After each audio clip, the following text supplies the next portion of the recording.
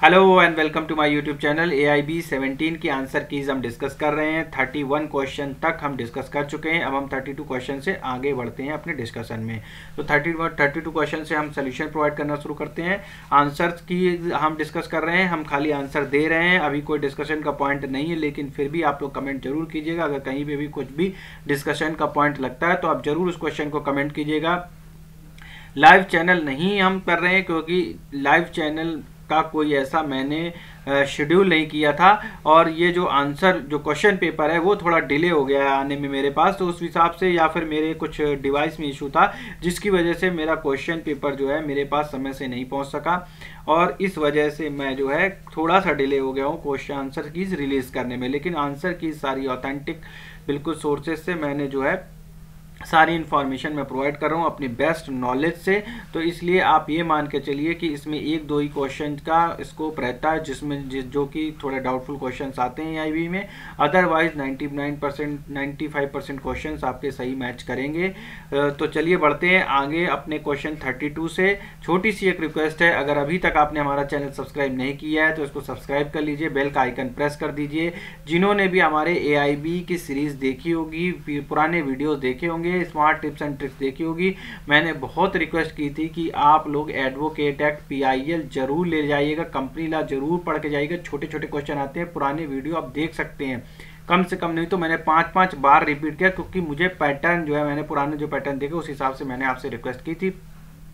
जिन लोगों ने मेरी रिक्वेस्ट मानी होगी आज उन लोगों का जरूर पेपर बहुत अच्छा हुआ होगा, और वैसे मैं सबको शुभकामनाएं देता हूं कि सबका पेपर काफ़ी अच्छा हुआ हो। और 40 नंबर का तो वैसे मैंने बताया था कि जिन्होंने पैसेंस के साथ इंडेक्स देखा होगा उनकी इंडेक्सिंग में काफ़ी अच्छे क्वेश्चन 30 क्वेश्चन तक लगभग डायरेक्ट क्वेश्चन जो पूछे गए हैं वो उनके सही हो जाएंगे। एडवोकेट एक्ट के बहुत क्वेश्चन बेसिक क्वेश्चन पूछे गए हैं, PIL के बहुत बेसिक क्वेश्चन पूछे गए हैं, कुछ टफ क्वेश्चन पूछे गए हैं जो केस लॉ से रिलेटेड है। उसका मैंने पहले ही कहा था कि आप लोग केस लॉ को थोड़ा कम देखिए क्योंकि केस लॉ में स्कोप बहुत बड़ा है, और जो छोटा छोटा स्कोप मैंने देखने के लिए कहा था कि AIB में जो एडवोकेट एक्ट है, PIL है, कंपनी लॉ है, कॉन्ट्रैक्ट है, इनसे बेसिक क्वेश्चन बनते हैं, बिल्कुल बेसिक क्वेश्चन, तो वो जरूर देख के जाइएगा। मोटर व्हीकल एक्ट है, इंश्योरेंस है, ये जरूर थोड़ा थोड़ा देख के जाइएगा। तो जिन्होंने देखा होगा आई होप उनको अब समझ में आ रहा होगा कि हाँ पेपर का स्टैंडर्ड कैसा है और कितना ईजी है अगर बेसिक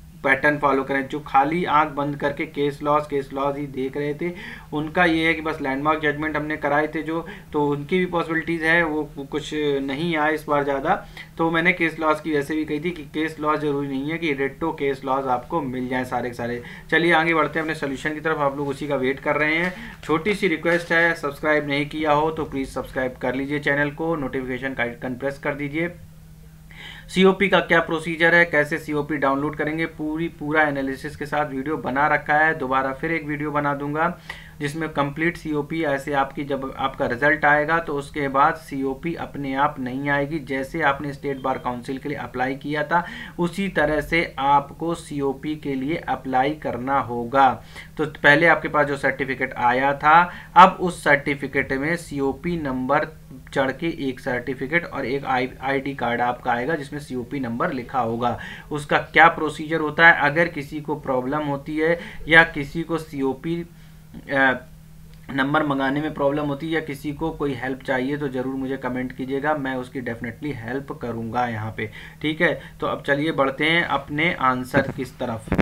तो चलिए इसमें जो पहला क्वेश्चन है वो है be the proprietor of a newspaper. इसने एक न्यूज़पेपर पब्लिश करता है, A is request pay, A liable upon C in the paper and A agree to indemnify B against the consequences of the publications. ठीक है, ये and all the cost, ये contracted का basic question है जो हर बार इस तरह से क्वेश्चन पूछे जाते हैं। And all cost and damages of any action in respect of the B is sued by C and he has paid the damages and also incur expenses decide in the light of section 224 of Indian contract act 1872।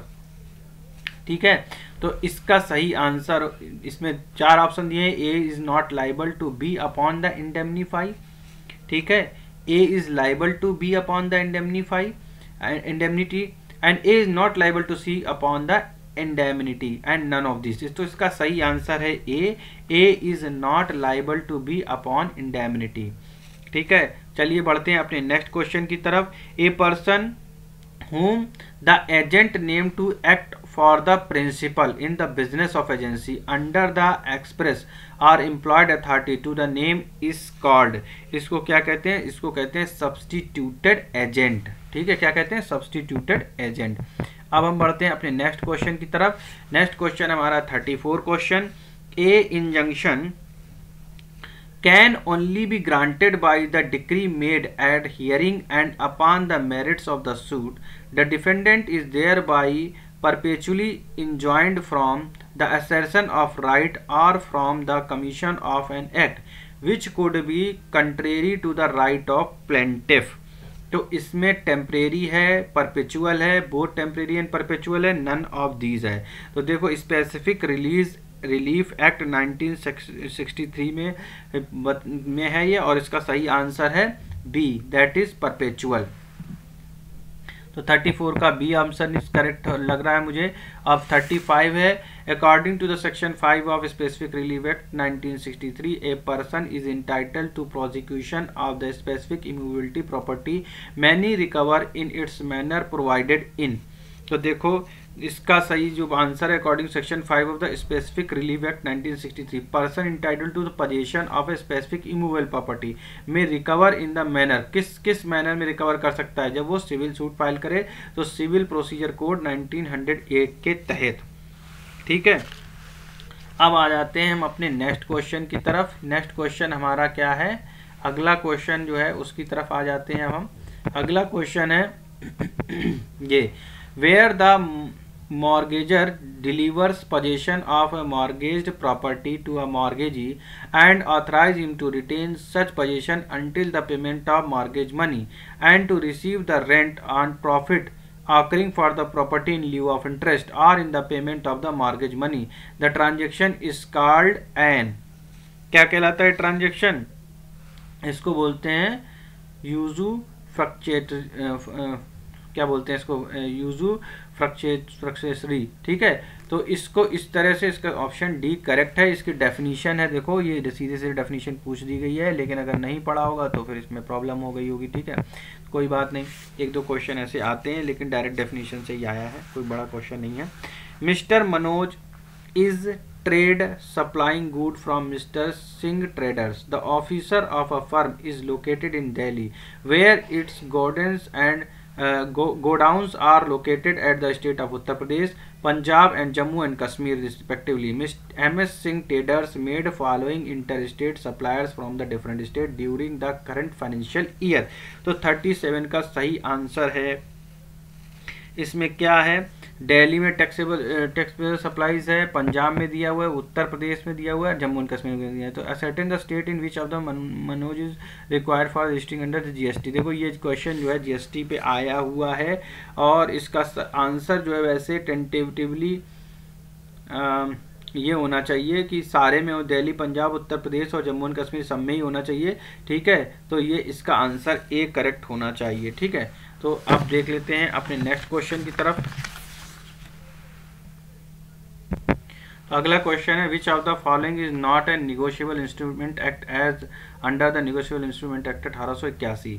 तो negotiable instrument act के तहत कौन सा negotiable instrument नहीं होगा as per negotiable instrument act 1881। तो इसमें है promissory note, cheque, bill of exchange and billing receipt. तो बिलिंग रिसिप्ट नहीं होगा, तो इसका आंसर है D option is correct. 40 question देख लेते हैं। 40 क्वेश्चन कह रहा है, according to the right to fair compensation and transparency in the land acquisition, rehabilitation and resettlement act 2013, appropriate government can acquire the land for which the following purpose. किस following purpose के लिए government कर सकती है acquire? तो इसके देखो ये पहला है, for strategic purpose relating to the naval, military and air force. ठीक है, project for water harvesting, project for project affected families, project for sport, health care. तो ये देखो 1 2 3 4 सबके लिए लैंड एक्वायर वो गवर्नमेंट जिसके लिए चाहे जिसके लिए कर सकती है। तो 40 का ऑप्शन डी करेक्ट है। ठीक है, इसके बाद 41 क्वेश्चन कह रहा है specified person under right to fair compensation and transparency in land acquisition rehabilitation and resettlement act 2013 means any person other than appropriate government company, associate of person or trust society wholly or partly aided by the appropriate government or controlled by the appropriate government, all of the above। तो इसका सही answer है all of the above, answer D, 41 का D option correct है। फिर 42 question कह रहा है who shall be registrar of trade marks for the purpose of trade marks act 1999। ठीक है, कौन रजिस्ट्रार होगा? Comptroller controller general for the patent designer in trademarks, comptroller general for the copyright, comptroller general for the patent designer in trademarks, director general of copyright designer in trademarks. तो who shall be the registrar for trade marks and purpose of trade marks act, तो designer in trademarks है computer general of patents. तो इसका सही answer होगा ए। 43 question पे आ जाइए। 43 question कह रहा है which one of the following is not the type of IPR. कौन सा आईपीआर का टाइप नहीं है? Copyright, design, patent. देखो कॉपीराइट, डिजाइन और पेटेंट है, हिस्टोरिकल इंडिकेशंस नहीं है, तो इसका सही आंसर होगा डी। अब बढ़ते हैं अपने नेक्स्ट क्वेश्चन की तरफ जो कि 44वां क्वेश्चन है। In which of the following case it was decided that the contract with minor is void. Contract minor के साथ वाइड होता है, बहुत फेमस केस है, एलएलबी में कई बार 2500 बार पढ़ा होगा आपने, मोहरी बीबी वर्सेस धर्मोदास घोष का केस है, जो मैंने लिस्ट शेयर की थी। देखो उससे काफ़ी केस आए हैं, ठीक है, अगर पुराना वीडियो देखोगे तो मिल जाएंगे सारे केस आपको। फिर भी चलिए, मैंने बहुत कम केस शेयर किए थे उसमें, जिसने पढ़ लिए होंगे उसका कुछ भला हो गया होगा, ठीक है। Which of the following is are correct with respect to the declaration decree with the specific release act 1963। तो स्पेसिफिक रिलीज एक्ट 1963 के which of the following is correct. Section 34 of said act deals with it. Section 34, देखो section 34 का ही question है, इसमें देखोगे तो section 34 said act deal with it and discriminatory in nature. तो ये दोनों ही सही हैं इसके, तो both section 34 deals with act and discriminatory in nature, ठीक है। तो 45 का ऑप्शन सी इज करेक्ट। अब आगे बढ़ते हैं 46 क्वेश्चन नंबर की तरफ। कुछ क्वेश्चन बड़े सिंपल दिए गए तो कुछ क्वेश्चन में पसीने छुड़ा दिए हैं। तो हम नेक्स्ट क्वेश्चन की तरफ बढ़ते हैं। Provisions of right to private defence is given by. देखो भैया, provisions of right to private defence, question number 56। ओ अभी हमें 46 करना है, चलिए रुकिए 1 मिनट, 46 देखता हूँ। By which of the following amendment act 1985 anti defection law was added in the constitution of India. देखो एंटी डिफेक्शन लॉ जो हुआ है वो 52nd अमेंडमेंट के बाद हुआ है, और मैंने इसमें बहुत सिंपल ट्रिक बताई थी कि जो भी अमेंडमेंट होते हैं वो तुम्हारे जो बेयर एक्ट होती है उसके जो नीचे फुटनोट होते हैं उसमें लिखे होते हैं। तो जिन्होंने ध्यान से सुने होंगे वो बेयर एक्ट में फुटनोट पर लाल कलर का निशान लगा लिए होंगे तो उनको मिल जाएगा, ठीक है। 47 केस है, बहुत फेमस केस है, बहुत से फेमस केस आए। In which of the following case supreme court decided in the constitutional amendment law with in the meaning of article 13(2)। Article 12 state को डिफाइन करता है। आर्टिकल 13 क्या कहता है? इक्वालिटी।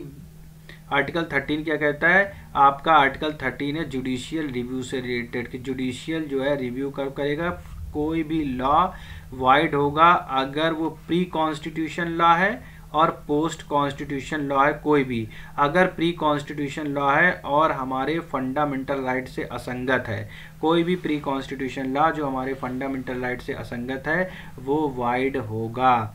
और इससे रिलेटेड 2 महत्वपूर्ण डॉक्ट्रिन दिए गए हैं। वो डॉक्ट्रिन क्या है? Doctrine of severability and doctrine of eclipse, ठीक है। इसमें कई सारे केस लॉज डिस्कस किए गए थे।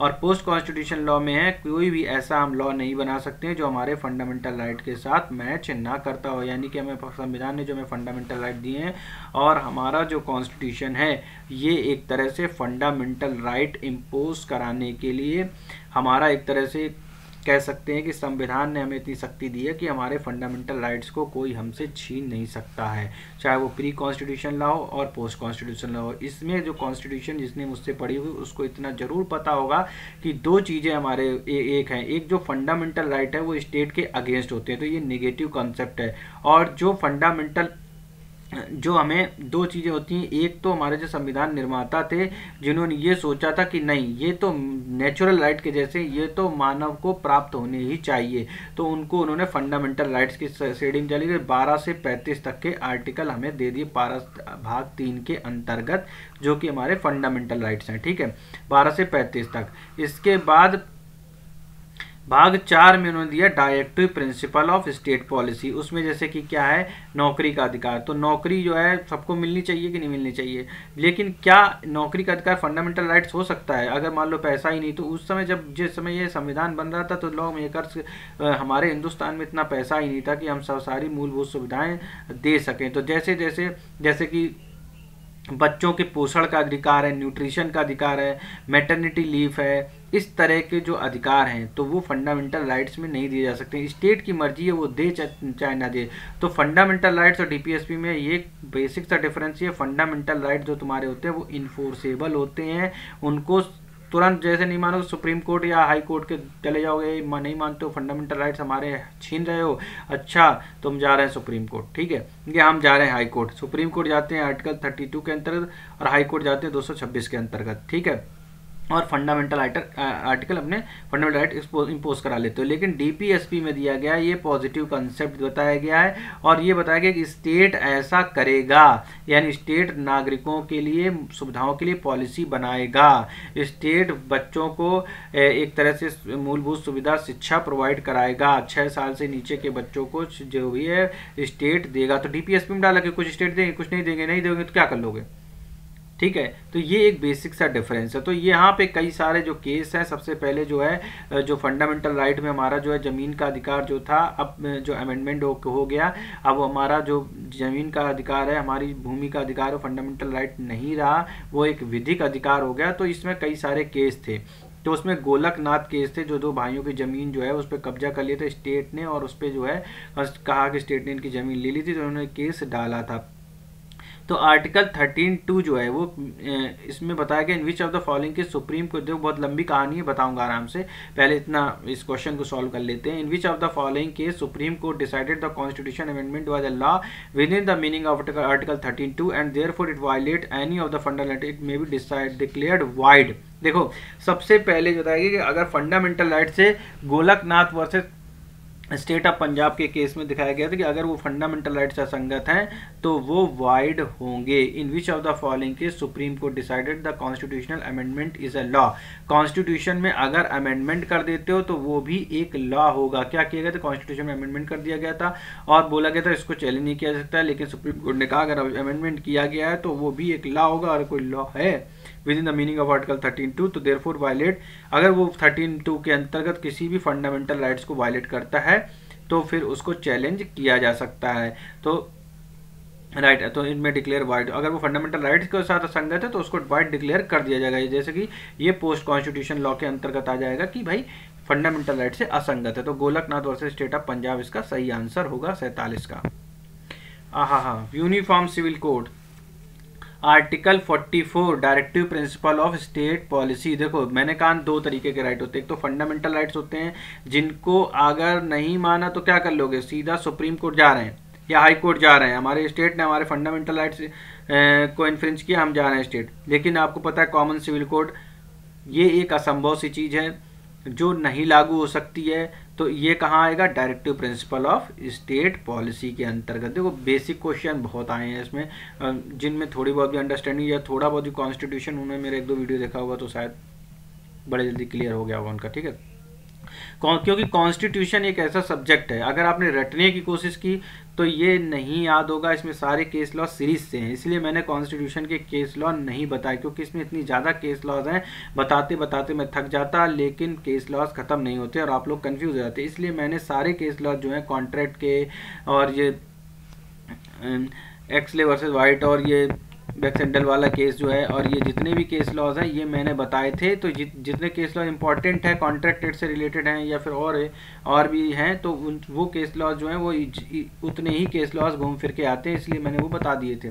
तो उसमें मैंने कहा था पढ़ लेना, मैंने एक पीडीएफ बताई थी कि यहाँ से एक लिंक दिया था वेबसाइट का कि यहाँ से पढ़ लेना, और ज़्यादातर वहीं से आ गए हैं केस लॉ जिन्होंने पढ़ा होगा, ठीक है। और जिन्होंने नहीं पढ़ा होगा तो भी कोई बात नहीं, काफ़ी क्वेश्चन जैसे फंडामेंटल राइट जो कॉन्स्टिट्यूशन के काफ़ी सिंपल क्वेश्चन आए हैं। तो इसमें देखो आर्टिकल 16 देखो आर्टिकल 13 जो हमारा संविधान है उसमें आर्टिकल 12 जिसमें स्टेट के बारे में बात करता है कि स्टेट की डेफिनेशन क्या है, और स्टेट के बारे में स्टेट को कहाँ डिफाइन किया कि स्टेट को कहाँ डिफाइन नहीं किया, किसको स्टेट बोल सकते हैं, like ONGC, IFC, LIC of India, ठीक है। इसका 13 हमारा जुडिशियल रिव्यू है, जुडिशियल राइट्स के बारे में बात करता है, पोस्ट कॉन्स्टिट्यूशन और प्री कॉन्स्टिट्यूशन लॉ, जो भी फंडामेंटल राइट से असंगत होंगे वो सारे के सारे वॉइड होंगे। फिर आर्टिकल 14 हमारा बात करता है इक्वालिटी की बात करता है, equality of law and equal protection of law, equality of law and equal protection of law, और जिसमें आर्टिकल 14 बात करता है। आर्टिकल 15 बात करता है 5 object, race, religion, race, caste, sex and place of birth, इसके बारे में कि अगर स्टेट क्या नहीं करेगा, डिस्क्रिमिनेट नहीं करेगा किसी भी सिटीजन को on the basis of 5 object, religion, race, caste, sex and place of birth के आधार पर। लेकिन आर्टिकल 16 क्या करता है कि स्टेट की ड्यूटी है कि वो गवर्नमेंट जॉब में सबको बराबर अपॉर्चुनिटी देगा, अपॉइंटमेंट में सबको बराबर अपॉर्चुनिटी देगा और डिस्क्रिमिनेशन नहीं करेगा, religion, race, caste, sex, place of birth के आधार पे तो करेगा, और साथ में ये 2 और जोड़ दिए थे, डिसेंट एंड रेजिडेंट, ठीक है। ये बहुत इंपॉर्टेंट क्वेश्चन थे, जो इंपॉर्टेंट हैं, आए भी हैं, देखो इस तरह से। तो ये आर्टिकल 16 डायरेक्ट क्वेश्चन आ गया है, सिंपल सा। अब करते हैं हम 50वां प्रश्न। थोड़ा एक्सप्लेन कर लेता हूँ कि कॉन्स्टिट्यूशन का कहीं प्रश्न आ जाता है तो उसको एक्सप्लेन करने में थोड़ा सा अच्छा लगता है। अब करते हैं 50 क्वेश्चन। मिनिमम नंबर ऑफ जजेस who are to sit for the purpose of deciding any case involving the substantial question of law as to interpretation of the constitution for the purpose of hearing and reference under the article 143 shall be. तो ये question में तुम आपको 143 article में पहुंच गए होगे और आपने देख भी लिया होगा। तो कितने जजेस वहाँ पे 5, तो आपने यहाँ पे 5 लगा भी दिया होगा बेरेक्ट से उस देख के अपनी, ठीक है। 51 क्वेश्चन क्या कर रहा है, according to article 300A of the constitution of India. तो इसमें क्या लिखा है, इसमें लिखा है पर्सन, तो आपने ये भी डायरेक्ट लगा दिया होगा, ठीक है। Which of the following is not law according to article 13 of Indian constitution, according 13 Indian constitution article 13 के rule, custom or usages by laws. तो ये कौन से, which of the following is not law according article 13, क्या लॉ नहीं है इनमें से कोई भी, रूल, बाई लॉज, कस्टम, ये लॉ नहीं है, ठीक है। Which of the following schedule deals, देखो ये बहुत बेसिक क्वेश्चन आया, शेड्यूल 7 यार, जो मेनली शेड्यूल 7 होता है, जो 2 तरीके के शेड्यूल हमारे डिफाइन किए कि शेड्यूल 6 में एक तो होता है जिसमें स्टेट कानून बना सकता है, और दूसरा होता है इसमें सेंटर कानून बना सकता है, ठीक है। और एक ऐसा होता है जहाँ पे दोनों कानून बना सकते हैं। तो यहाँ पे दोनों कानून बना सकते हैं जहाँ पे कॉन्करेंट लिस्ट दी गई है। तो एक तो स्टेट की लिस्ट है, एक तुम्हारी स्टेट की लिस्ट है और एक सेंटर की लिस्ट है, और तीसरी कौन सी, स्टेट लिस्ट एंड, ठीक है। Which one of union list, state list and concurrent list. तो ये सारी की सारी लिस्ट जो है कॉन्करेंट लिस्ट जहाँ पे दोनों कानून बना सकते हैं, ये कहाँ दिए हैं, शेड्यूल 7 में। तो ये बहुत देखो बच्चों वाले क्वेश्चन आ गए कम से कम 10-12, तो मेरे ख्याल से बच्चों पास हो जाओगे सबके सब, ठीक है। जिसने कॉन्स्टिट्यूशन के मेरे लेक्चर देखे होंगे या जिसने मेरे से क्लास ली होगी वो ज़रूर से ज़रूर यहाँ पे 100% सिक्योर कह रहा हूँ कि ज़रूर पास हो जाएगा इसमें, ठीक है। अभी मैंने कॉन्स्टिट्यूशन ही कवर कराई थी, IPC CRPC का नंबर नहीं आया था, ठीक है। The title of the constitution of India is laid down, ठीक है। The title of the constitution of India is laid down in, देखो अब ये बहुत अच्छा क्वेश्चन आया कि संविधान में टाइटल है constitution of India, laid down article 393 में title of the constitution of India लिया गया, कहाँ से, आर्टिकल 393 से। ये पहला ही क्वेश्चन बहुत बेसिक, मतलब ये क्वेश्चन जो है बहुत बेसिक क्वेश्चन पूछेगा यार इसमें। 55 वाह, कॉन्स्टिट्यूशनल प्रोविजन ऑफ फंडामेंटल, अभी चिल्ला कह भाग 3 फंडामेंटलाइज, भाग 4 directive principle of state policies. तो इसका क्या होगा, भाग 3 होगा। तो देखो कितना पेपर यार सही दिया है, पेपर सेट किया है। पेपर जिसने भी कॉन्स्टिट्यूशन सही से पढ़ा होगा मेरे से, वो ज़रूर से ज़रूर इसमें अच्छा स्कोर करेगा, ये मुझे ऐसा लगता है।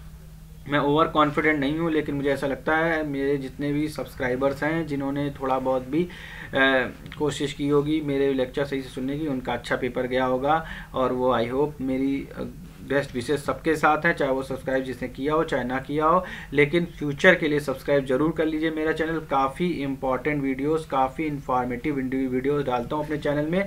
तो 55 क्वेश्चन हमने सॉल्व कर लिए हैं, अब हम नेक्स्ट क्वेश्चन की तरफ बढ़ते हैं। ठीक है, तो अगर सब्सक्राइब नहीं किया हो, एक बार फिर से रिक्वेस्ट है, प्लीज़ सब्सक्राइब कर लीजिए। और अब हम डिस्कस करते हैं 56 क्वेश्चन से अपने नेक्स्ट वीडियो में।